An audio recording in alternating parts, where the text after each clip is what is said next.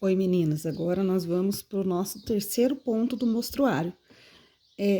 Bom, considerando que no último ponto a gente treinou a nossa delicadeza para puxar a linha, então nesse terceiro, o que que eu vou fazer aqui, ó? Eu vou passei a linha na agulha e não vou chegar a minha pontinha lá no final. Eu dei um nozinho lá no final, mas vou deixar aquela sobrinha de linha aqui para mim aproveitar mais o espaço da linha. O meu ponto vai ficar mais fino, é bom para vocês compararem também aqui a grossura com 4 fios, e esse aqui vai ser com 2 fios, esse próximo ponto. Então, o nosso ponto agora é o ponto atrás. O que acontece?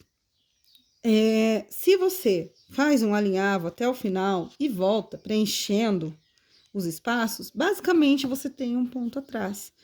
Mas no bordado livre, a gente usa ele de uma outra maneira, que você vai fazendo ponto a ponto e voltando atrás. Então, eu vou começar aqui, ó, mostrar como a gente faz. Tá errado o outro jeito? Não, é mais fácil. Pra algumas pessoas sim, para outras não. Praticamente vai usar a mesma quantidade de linha. Então, tanto faz. Mas eu vou ensinar uma outra maneira diferente do que a gente explicou lá na aula, para vocês terem esse conhecimento. Porque muitas vezes, quando vocês vão fazer no tecido, fica mais fácil, assim, você já vai vendo o trabalho pronto, entendeu? Às vezes você vai usar uma linha, por exemplo, tem até um trabalho aqui que eu fiz, que é com uma linha mesclada. Peraí, deixa eu achar aqui, já vou mostrar pra vocês. Esse aqui, ó, ele é uma linha mesclada, não sei se no vídeo tá dando pra ver, ó, que aqui começa clarinho, aí vai ficando mais escuro, aqui, chega aqui, começa a clarear de novo, vai pro clarinho, vem pro escuro, finaliza. Na letra aqui, acho que dá pra ver bem, ó, que o V tá mais claro, até chegar no R que escureceu. Ele tem um degradê, que é essa linha aqui, tá vendo? Por exemplo, quando eu quero fazer o ponto atrás com uma linha mesclada para ter esse efeito, se eu vou até o final com essa linha e depois volto preenchendo os outros espaços, não vai dar essa continuidade no degradê. Então, no caso do degradê, eu tenho que fazer da outra maneira o ponto atrás. Se for uma linha de uma única cor, tanto faz. Eu, particularmente, uso essa maneira que eu vou ensinar para vocês para fazer esse ponto. Então, vamos lá. Bom, aqui, ó, tanto faz se você começa no primeiro ou no segundo ponto, porque você vai travar lá mesmo, vai dar na mesma. Então, eu vou entrar no segundo, ó, pra já começar atrás. Então, entrei aqui no segundo ponto, deixei aquela sobrinha de pontinha lá de 2 dedinhos, voltei no primeiro ponto. Virei aqui as costas do meu trabalho, seguro ali os 2 dedinhos de linha.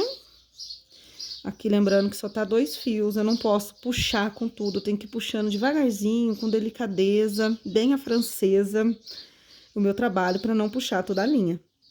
Aí, eu entro aqui, ó, no vãozinho dessas 2 linhas. Então, vamos lá, ó, puxando bem com delicadeza, ó, de pouquinho em pouquinho, pra a linha não escapar da agulha. Pronto.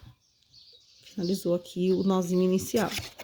Volto lá na frente. Vou entrar no terceiro ponto e o que vai acontecer? Aqui.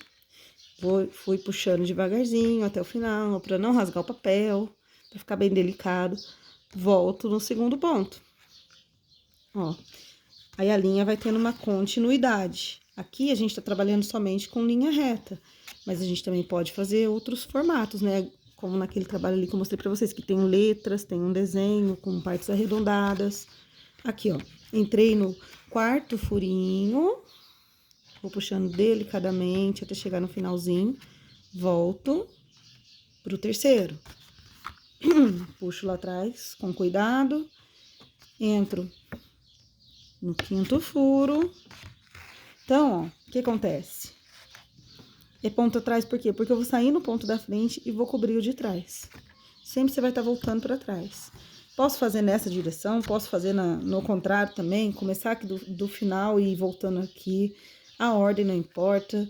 Se você tem facilidade de fazer do outro lado também, todos os pontos você pode começar tanto da direita para a esquerda, quanto da esquerda para a direita. Aqui no Ocidente, que a gente escreve da direita para a esquerda, a gente tem essa tendência de fazer assim. E nos países orientais, eles escrevem, alguns países, né, ao contrário. da esquerda para a direita e tem mais facilidade de fazer o contrário. Tanto que você vai ver vídeos de Israel, do Japão, muita gente faz os bordados ao contrário do que a gente está acostumado aqui, mas isso não importa, o resultado no fim dá na mesma. E vamos lá, seguindo, vamos pro próximo pontinho, que eu já nem sei mais qual é. Delicadamente puxei, voltei no ponto anterior. Aí, vamos indo pro próximo. Voltei no ponto anterior. Então, gente, ó, uma coisa que vocês têm que observar, quando a gente tá aprendendo a bordar no papel, o papel é firme, é durinho, é muito fácil. Eu falo, sabe?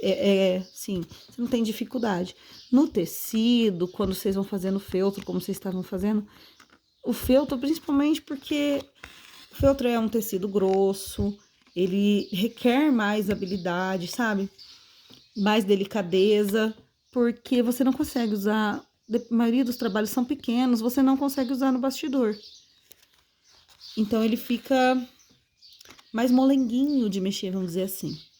E se você não tiver todas as marcações de pontos e tal, no início ainda é difícil, entendeu? Mas, conforme for, vocês vão pegando jeito para fazer tudo na mão. O bordado português, lá de Portugal, em Portugal, gente, tem bordadeiras top de linha, viu? É top mesmo, que fazem coisas lindas, maravilhosas. Lá elas não usam bastidor. Lá elas seguram o tecido assim, ó, na mão, esticadinho e vão bordando. E em outros lugares que eles usam bastidor, o bastidor serve para dar esse efeito aqui do papel, de deixar durinho, deixar firme para você fazer os pontos. Mas tudo é prática. Então não adianta a gente reclamar, tá difícil, tá isso, tá aquilo. No começo vai ser difícil, seja lá o que for que você for fazer na sua vida, que você nunca fez antes, que você vai aprender a ser iniciante, é difícil. É difícil, tudo é difícil. Só que quando a gente quer alguma coisa, a gente vai, treina, se esforça para melhorar, para conseguir. Agora, quando a gente não quer também, gente, não vai. Só que eu falo para vocês, isso aqui, gente, depois que você aprende, é tão gostoso de fazer, é uma terapia. Você entra num hiperfoco, que você fica concentrado, você começa a desenvolver ideias, você fica mais criativo, você fica calmo. Quando você tá bordando a sua mente, depois que você já tem mais experiência, é óbvio que no começo você tem que fazer um esforço para aprender uma coisa nova. Dá um bug na mente, né? É um esforço que você tem que fazer. Mas depois que você pega a prática, você aprende esses primeiros pontos. Nossa, você olha para um trabalho de alguém, você já consegue identificar qual ponto a pessoa usou. E é um trabalho muito gostoso de fazer. Eu particularmente amo, porque na hora que você vai fazer o bordadinho, vai fazer um trabalhinho, tipo esse aqui que eu tava fazendo lá, que eu fiz por prazer de fazer. É um desenho que eu gosto, que eu acho bonitinho. O que acontece? Você se concentra naquilo, ponto a ponto, você vai se concentrando, pensando em como você vai fazer. Ah, o que eu vou criar de diferente? Ou você pode criar o seu próprio desenho, ou você pode pegar um desenho da internet, imprimir, ou você pode pegar um desenho que você viu numa revista, né? Você falou, nossa, isso aqui dá pra fazer um bordado com esse desenho. Gente, qualquer coisa dá pra você tirar num papel carbono o desenho e depois ou furar aqui pra fazer, ou passar pra um pano pra você bordar. Isso, e você se concentra fazendo isso, desenvolvendo técnicas, tentando, sabe, criar coisas diferentes, e a sua mente concentra naquilo, aí você desfoca do resto, porque hoje em dia, acho que devido ao excesso de uso de telas, né, tanto televisão, celular, tudo hoje em dia, né, é nas telas, a gente ficou imediatista, de querer que as coisas fiquem pronto na hora, que as coisas sejam rápidas, que sejam objetivas, que tudo venha fácil, vai fácil. E a nossa mente não para, a nossa mente está sendo bombardeada de informação e a gente não consegue se concentrar para fazer um trabalho desse tipo. Só que a partir do momento que você aprende e fica fácil, você consegue. Você desliga a sua mente, é aquela monte de coisa que fica vindo na cabeça, assim, pensamento sem parar, sabe? Eu falo que é pensamento invasor, que você tá ali parado, quieto, você tá fazendo outra coisa e tem uns pensamentos ali, a vozinha falando na sua cabeça, perturbando. Que a cabeça da gente tá um turbilhão. A nossa mente é um computador, mas ela é um HD que a memória RAM dela tem um limite. Senão a gente fica com depressão, a gente fica com ansiedade, a gente fica querendo tudo para hoje e tem coisas que são demoradas. Então, lembra que eu falei na aula para vocês de um bordado, de uma fotografia de família que está sendo vendido em torno de R$ 900?